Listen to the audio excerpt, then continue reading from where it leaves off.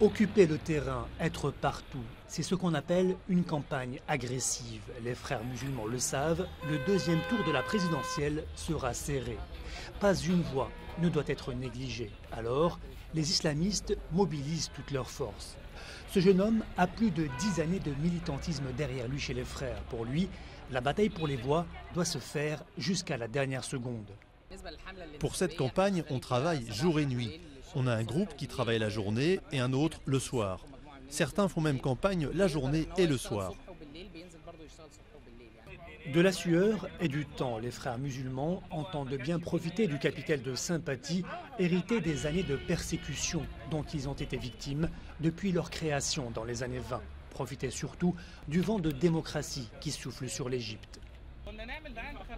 Avant, on ne faisait pas campagne comme ça directement dans la rue. C'était plus de proche en proche, dans des lieux privés, par téléphone.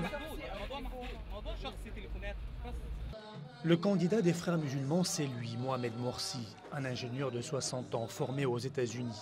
Au premier tour, il a obtenu 24,7% des voix, devançant légèrement Ahmed Shafik, le dernier Premier ministre de Moubarak.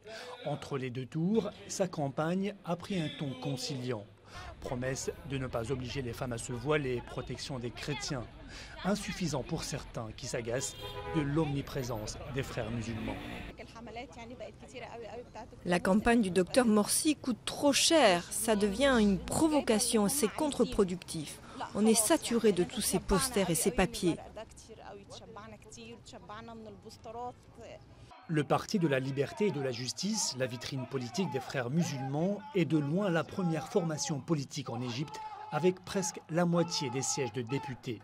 Cette domination au Parlement est devenue un argument pour leurs adversaires qui pointent le risque de voir la confrérie s'arroger sans partage tous les pouvoirs.